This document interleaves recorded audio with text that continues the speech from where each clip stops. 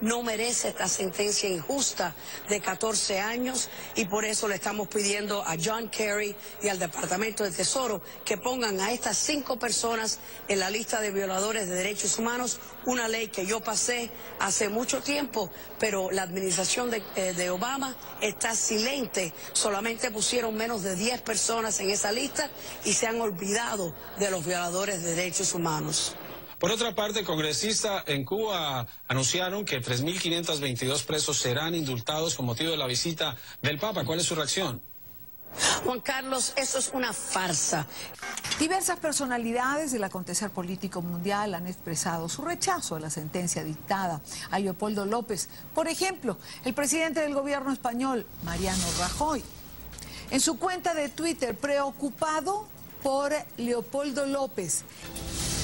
La subsecretaria de Estado de los Estados Unidos para el hemisferio occidental publicó: profundamente preocupada por la condena de Leopoldo López, llamamos al gobierno a proteger la democracia y derechos humanos en Venezuela.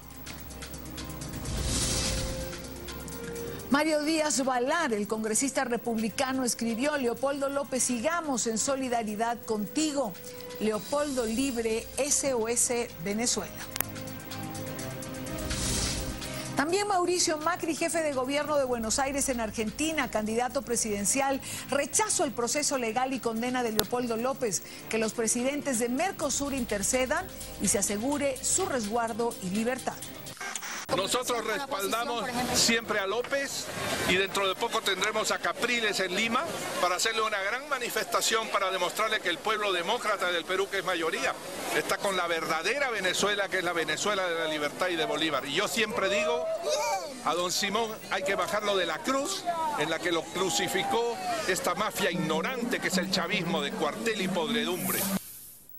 Alan García, que le debe una elección a la Embajada de los Estados Unidos, el mismo embajador, Shapiro, que había procedido a impulsar con los medios de comunicación, con O Globo, con Globovisión, en Venezuela, el golpe del 2002 contra Chávez. Siempre lo quieren hacer y si se lo impiden, se enojan mucho y sacan los pueblos a la calle. A ninguno de estos señores y señoras les importa que muriesen 43 personas en Venezuela por la ocurrencia de López de no aceptar el resultado de las urnas, de pensar que 4 años era demasiado tiempo para esperar y que en consecuencia había que tomar el poder ya. Como los militares no reaccionaban para darle ese gusto, el pueblo a la calle, y que la muerte y el desorden y el caos terminaran con ese gobierno. Esto es lo que verdaderamente querían y la pregunta sigue siendo: ¿cómo hace la democracia para defenderse de esto? ¿Cómo reacciona? No le quieren aceptar el resultado y en consecuencia van contra la democracia, que no les sirve si no es funcional a sus intereses. Lo mismo ha ocurrido en Ecuador. Y allí, por supuesto, tenemos, como en toda nuestra América Latina, una gran y grave incidencia de los medios de comunicación, que son los bancos del Ecuador, que son los sectores dominantes del Ecuador, las corporaciones, que no quieren gobiernos que vayan a pensar en la inclusión. Y entonces se ha producido un legendario conflicto con esos medios de comunicación, del que participa, por supuesto, la CNN. Una zancadilla puede ser también un reportaje.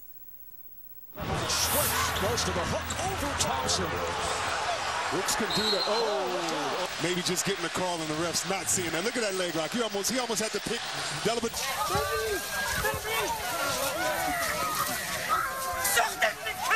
No cesa el ataque del presidente Correa a los medios de comunicación. Acusa de irresponsables a directivos y a periodistas. En sus apariciones públicas, el mandatario no escatima esfuerzos ni tiempo en su intento por satanizar a la prensa libre y a la prensa independiente. ¿Qué es lo que quiere el gobierno de Correa? ¿Evitar otra crisis como la del 99? ¿O tomar más control para manejar la economía ecuatoriana? ¿Está buscando mejores controles este proyecto de ley? ¿O se está dando excedentes de poder al Poder Ejecutivo? A usted le atacan desde la Comisión Internacional de Derechos Humanos hasta la Comisión de Protección de Periodistas, le atacan de coartar hasta cierto modo la libertad de expresión. ¿Me puede decir qué Comisión Internacional de Derechos Humanos nos está atacando? La Comisión Interamericana de Derechos Humanos. ¿Me puede decir cuándo nos ha atacado? No bueno, he leído, bueno, pues no sé, le tienen que, presidente, dar estos No lea la informes. prensa ecuatoriana, que cualquier cosa saca. Bueno, pero es que me imagino que de alguna manera aquí mire que no me puede responder ante la cámara. Sí le puedo responder. ¿Quién nos ha acusado en la Comisión Interamericana de Derechos Humanos? La Comisión Interamericana de Derechos Humanos ha publicado justamente hace apenas unas horas, porque esto es muy reciente, ¿verdad?, que todo este proceso contra el diario El Universo, una vez más, y lo han reiterado, no es la primera vez que lo dicen, coarta la libertad de expresión. Pero la pregunta hasta donde conozco, nunca la Comisión Interamericana de Derechos Humanos ha dicho eso. Una zancadilla. Van y lo hacen y ven hasta qué punto el entrevistado es capaz de mantenerse tranquilo, porque cualquier reacción de indignación será lo que van a aprovechar para hablar de la intolerancia que tenía ese presidente, que tenía que estar presidente de un país frente a alguien como uno, un cronista, que va a tratar de saber un poco para comunicárselo al público, pero no para llevarse por delante a un presidente que finalmente, mal, bien, es el representante, el primer ciudadano de un país. A ellos les importa nada en la CNN. Mucho menos todavía a los que son de estos países, que tienen como una especie de particular resentimiento y mirada peyorativa. Se van convirtiendo a la condición de norteamericanos. A mí me pasó algo con ellos, también, una zancadilla. Me invitaron a un reportaje, me tuvieron a ciegas de verdad, sin sonido y sin imagen, sentado en la covacha que tiene aquí la CNN para cumplir con las premisas periodísticas. Y de repente me preguntaron qué pensaba yo de un informe que acababan de mostrar. Imagínense, vale la pena verlo.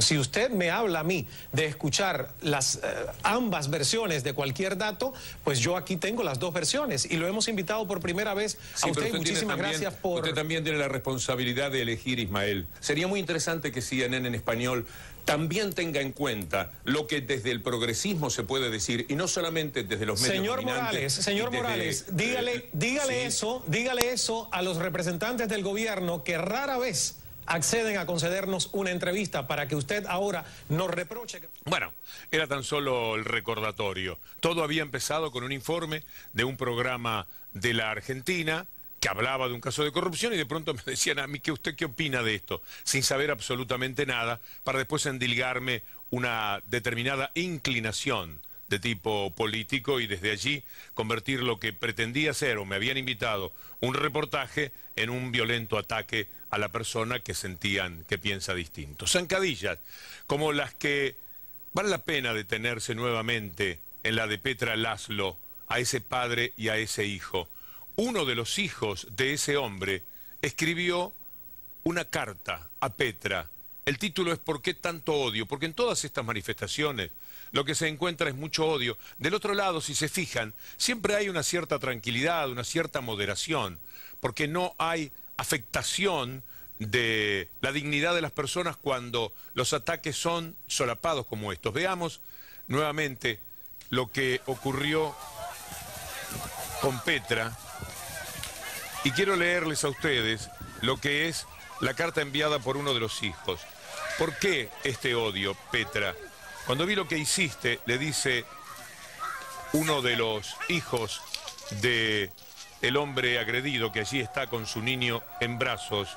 Cuando vi lo que hiciste estábamos profundamente conmocionados. Fue una cosa tan terrible que no se puede describir con palabras, Petra. Lo que sé es que no pudimos dormir durante toda la noche. Mi padre solo corría con mi hermano en brazos. Te voy a contar quiénes somos. Él se llama Osama Abdul Mohsen, tiene 4 hijos. ¿Qué quiere que le cuente de nuestras vidas? No somos pobres, no somos ricos, somos una familia de clase media que ha huido de Siria por la guerra. Nos fuimos tan rápido que apenas tengo fotos porque salimos de allí desplazados y no pudimos tomar nuestras cosas. Una parte estamos hoy en Turquía Antes estábamos todos juntos, hasta que mi padre, angustiado por nuestra situación económica, tomó a Said para buscar un futuro mejor. Y partieron. Él siempre nos dice, aún no sabemos nuestro destino. Yo quisiera terminar en España, pero eso lo decidirá mi papá. Y termina diciéndole, al ver caer a mi padre y a mi hermano, sentí un dolor muy profundo. ¿Por qué ese odio, Petra? El odio está impulsado desde convicciones políticas que están claramente a la derecha en el espectro de las ideologías y no tienen ningún tipo de problemas porque ella se sentía con derecho a proceder de esa forma si estaba interpretando el sentir de su gobierno, por ejemplo. Entonces, como no quería el gobierno, como no quiere el Estado que entren los inmigrantes, ella sintió que podía hacerle una zancadilla a un hombre abrazado a su hijo. Mínima piedad podía merecer el tema y sin embargo no pudo sentirla. El comportamiento se traslada a todo tipo de zancadilla. Nosotros le estamos presentando 10 o 15 que alguna vez hemos compartido ya con ustedes y otras nuevas, pero son miles las zancadillas. En la Argentina, en América Latina, en el mundo emergente, en países como Grecia. Acabó escorado y saliendo de la zona de castigo. Tira la cola de vaca. ¡Hay falta! Andrea Mayunca ha dicho que es falta para el Fútbol Club Barcelona.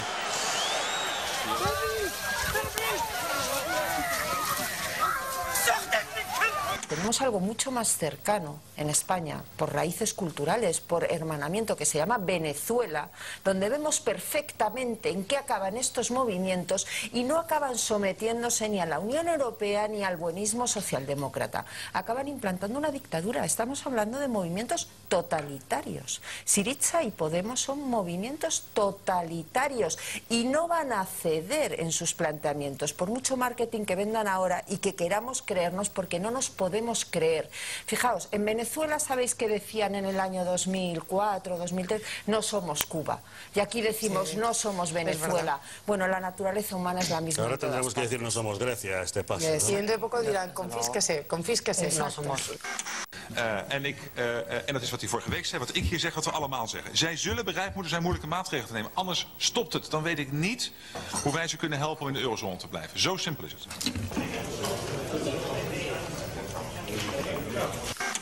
El efecto, un default.